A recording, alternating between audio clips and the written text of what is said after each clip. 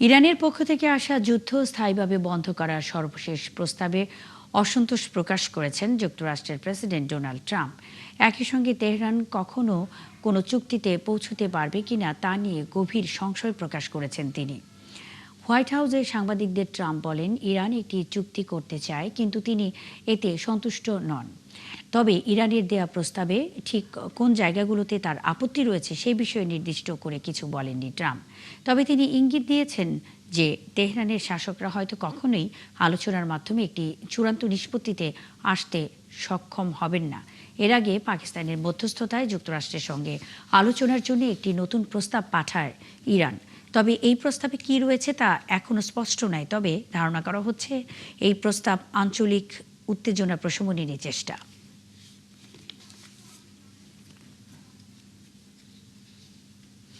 ইরানের জানজান প্রদেশে অবিস্ফোরিত বোমা সরানোর সময় বিস্ফোরণে ইসলামী রেভলিউশনারি গার্ড কোর আইআরজিসির 14 জন সদস্য নিহত হয়েছেন, ইরানের বার্তা সংস্থা ফার্স এ খবর জানিয়েছে।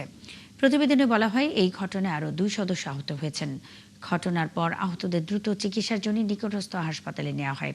নিহতরা আইআরজিসির একটি বিশেষ ইউনিটের সদস্য ছিলেন, যাদের ওই এলাকা থেকে অবিস্ফোরিত বোমা ও মাইন অপসারণের দায়িত্ব দেওয়া হয়েছিল। সংবাদ সংস্থাটি আরও জানিয়েছে, ওই এলাকায় ছড়িয়ে থাকা অবিস্ফোরিত বোমার কারণে প্রায় 1200 হেক্টর কৃষিজমি ঝুঁকির মুখে ছিল। মূলত সেই কৃষি জমিগুলো নিরাপদ করতেই এই বিশেষ অভিযান চালানো হয়।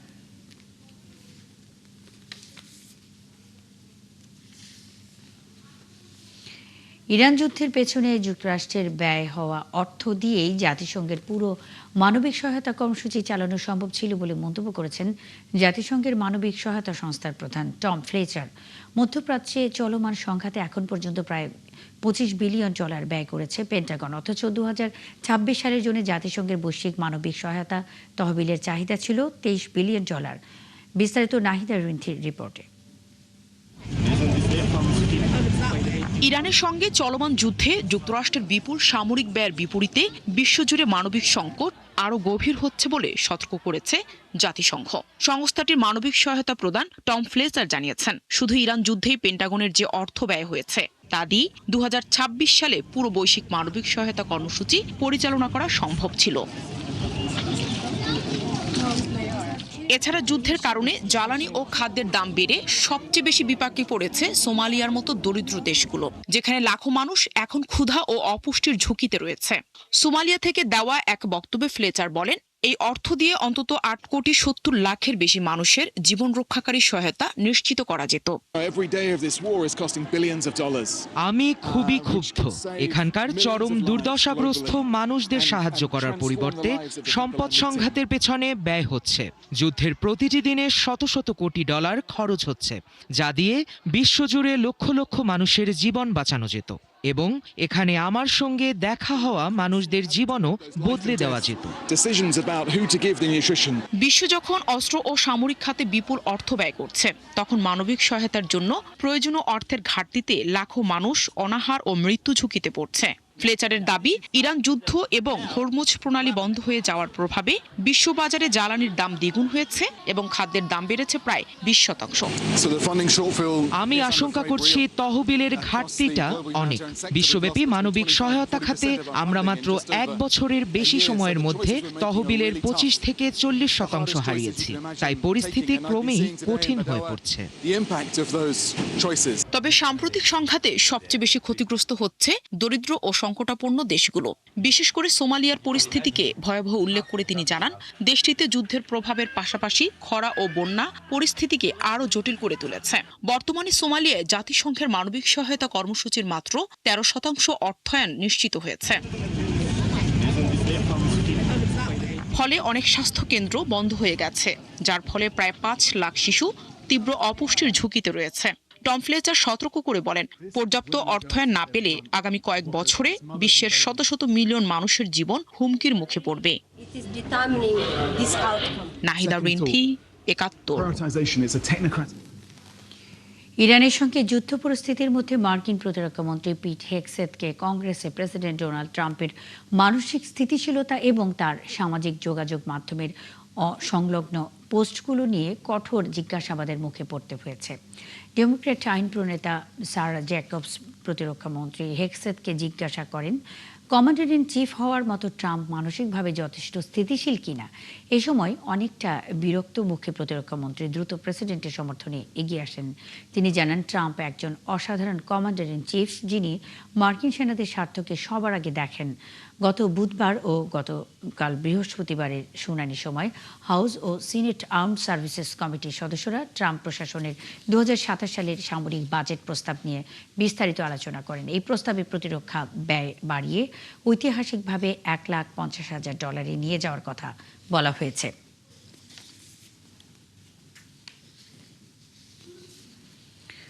মধ্যপ্রাচ্যের সাম্প্রতিক সংঘাতের প্রভাব ছড়িয়ে পড়েছে বিশ্বজুড়ে। দুবাইয়ের রেস্তোরাঁ খাতে যার ছাপ স্পষ্ট।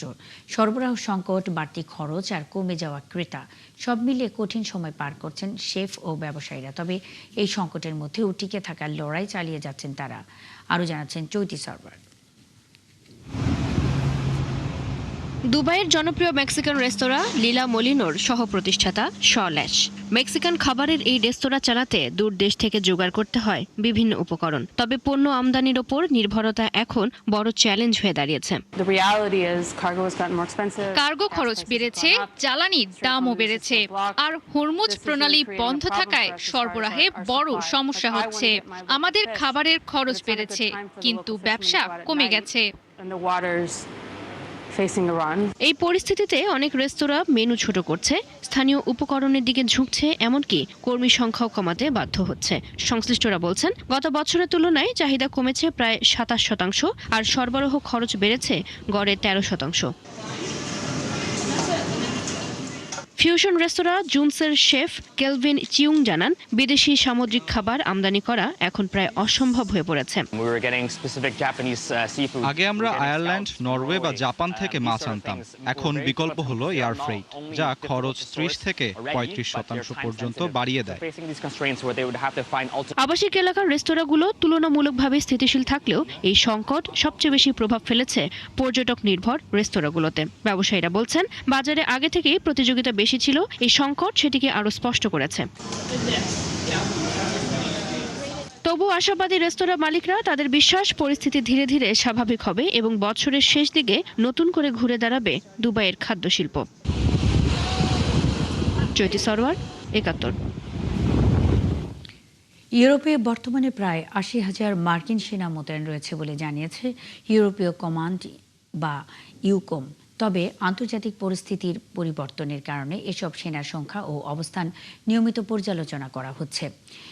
ইউকোমের এক কর্মকর্তা রুশ বার্তা সংস্থা তাসকে জানান, ইউরোপে থাকা মার্কিন সেনাদের মধ্যে প্রায় 38,000 সেনা জার্মানিতে স্থায়ী ও রোটেশন ভিত্তিতে অবস্থান করছে। তাদের মোতায়েন করা হয়েছে বেশ কিছু গুরুত্বপূর্ণ সামরিক ঘাঁটিতে। তিনি আরও জানান, সামরিক মহড়া এবং রোটেশন কার্যক্রমের কারণে সেনা সংখ্যা প্রায় প্রতি মাসেই পরিবর্তিত হয়।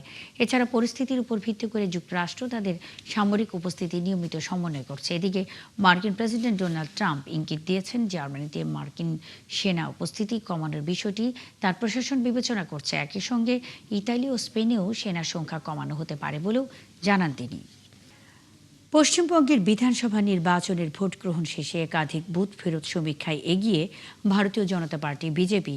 তৃণমূল কংগ্রেসকে পেছনে ফেলে বিজেপির বড় জয়ের সম্ভাবনা জেগেছে। ফলে 15 বছর রাজ্য ক্ষমতায় থাকা তৃণমূল কংগ্রেস এবার শঙ্কায় জয় নিয়ে। আরও জানাচ্ছেন আরফাত ইসলাম। বিধানসভা নির্বাচনের ভোট গ্রহণ শেষে নির্ভার বিজেপি, আর চিন্তার ভাঁজ তৃণমূল কংগ্রেসের কপালে। কেননা বুথ ফেরত সমীক্ষায় এগিয়ে বিজেপি, তাই 15 বছর ধরে রাজ্য ক্ষমতায় থাকা তৃণমূল কংগ্রেস এবার জয় নিয়ে শঙ্কায়। কয়েকটি সমীক্ষায় তৃণমূল কংগ্রেসকে পেছনে ফেলে বিজেপির বড় জয়ের সম্ভাবনা প্রকাশ করা হয়েছে। টুডেস চাণক্য তাদের বুথ ফেরত সমীক্ষার ফল প্রকাশ করেছে। সেখানে দেখা গেছে বিজেপি এবার পশ্চিমবঙ্গে বিশাল জয়ের পথে। সমীক্ষাটিতে বিজেপিকে 192টি আসনে জয় পাওয়ার আভাস দেওয়া হয়েছে। ভোটের হার হতে পারে 48%। অন্যদিকে ক্ষমতাসীন তৃণমূল কংগ্রেস জোট 100টি আসন পেতে পারে বলে ধারণা করা হচ্ছে এবং ভোট পাওয়ার সম্ভাবনা রয়েছে 38%। এছাড়া অন্যান্য দলগুলো মিলিতভাবে 14% ভোট পেতে পারে, মিলতে পারে 2টি আসন। পি ম্যাট্রিস এবং পি মার্কের বুথ ফেরত জরিপেও বিজেপির জয়ের আভাস। 294 আসন বিশিষ্ট পশ্চিমবঙ্গের ম্যাজিক ফিগার 148। পি ম্যাট্রিস বলছে পশ্চিমবঙ্গে হাড্ডাহাড্ডি লড়াইয়ের পর 146 থেকে 161টি আসনে জিততে পারে বিজেপি। তৃণমূল পেতে পারে 120 থেকে 140টি আসন। অন্যদিকে পি মার্কের সমীক্ষায় দাবি করা হয়েছে বিজেপি পশ্চিমবঙ্গে 150 থেকে 175টি আসন পেতে পারে এবং তৃণমূল পেতে পারে 118 থেকে 138টি আসন।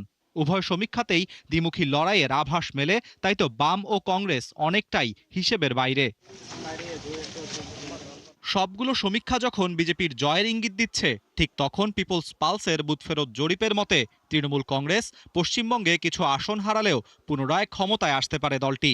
এই সমীক্ষায় বিজেপির আসন সংখ্যা 95 থেকে 110-এর মধ্যে আটকে থাকতে পারে বলে ধারণা করা হচ্ছে। তবে প্রশ্ন উঠেছে, প্রকাশিত এসব সমীকরণ কতটা মিলতে পারে বাস্তব ফলাফলের সাথে। 5 বছর আগে 2021 সালের বিধানসভা নির্বাচনের বুথ ফেরত জরিপগুলোর সাথে মূল ফলাফলের বড় ধরনের পার্থক্য দেখা গিয়েছিল। সেবার প্রায় কোনো সংস্থাই তৃণমূলের এমন একচেটিয়া জয়ের পূর্বাভাস দিতে পারেনি। সেবার 292টি আসনে মমতা বন্দ্যোপাধ্যায়ের তৃণমূল একাই 213টি আসন জিতে বিশাল ব্যবধানে ক্ষমতায় ফেরে।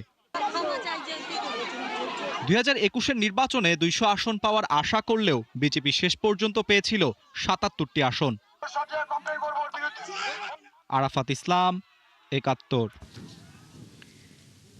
ইরান যুদ্ধের প্রভাবে ভারতে একদিনে গ্যাসের দাম বেড়েছে প্রায় 1000 রুপি। ভারতের রাষ্ট্রায়ত্ত ইন্ডিয়ান অয়েল কোম্পানি লিমিটেড শুক্রবার এক বিবৃতিতে গ্যাসের দাম পুনর্নির্ধারণের বিষয়টি নিশ্চিত করে। সংস্থাটির প্রকাশিত নতুন চার্টে দেখা গেছে 19 কেজির সিলিন্ডার গ্যাসের দাম একদিনের ব্যবধানে 993 রুপি বাড়ানো হয়েছে। এ দাম বৃদ্ধি নিয়ে ক্ষোভ প্রকাশ করেছে বিরোধী দল ভারতীয় কংগ্রেস। 2025 সালের ডিসেম্বরে যেখানে এক সিলিন্ডার গ্যাসের দাম 1684 রুপি ছিল, সেখানে 2026 সালের মে মাসে গ্যাসের দাম 3202 রুপিতে পৌঁছেছে। ভারতের রান্নার গ্যাসের 60% আমদানিকৃত। নতুন দাম নির্ধারণের ফলে রাজধানী দিল্লিতে গ্যাসের দাম রাতারাতি 48% বেড়ে গেছে। আন্তর্জাতিক শ্রমিক দিবস উপলক্ষে আয়োজিত মে ডে স্ট্রং কর্মসূচির অংশ হিসেবে শুক্রবার যুক্তরাষ্ট্র জুড়ে অর্থনৈতিক অবরোধ কর্মসূচি পালিত হয়েছে। দেশটির 3500টি জায়গায় হাজারো মানুষ এই কর্মসূচিতে অংশ নিয়েছেন। আয়োজকেরা এদিন স্কুল, কাজ ও কেনাকাটা বর্জনের ডাক দেন। এর অংশ হিসেবে নিউ ইয়র্ক স্টক এক্সচেঞ্জ সহ বিভিন্ন প্রতিষ্ঠানের সামনে ওয়াকআউট, পদযাত্রা, ব্লক পার্টি ও বিক্ষোভ সমাবেশ অনুষ্ঠিত হয়। স্থানীয় সময় শুক্রবার বিকেলে নিউ ইয়র্কে তরুণদের নেতৃত্বাধীন সানরাইজ মুভমেন্টের বিক্ষোভকারীরা নিজেদের শিকল দিয়ে স্টক এক্সচেঞ্জের প্রধান ফটকের সঙ্গে বেঁধে ফেলেন। একই সঙ্গে ভবনের অন্যান্য বহির্গমন পথ আটকে দিয়ে সেখানে অবস্থান নেন একদল বিক্ষোভকারী।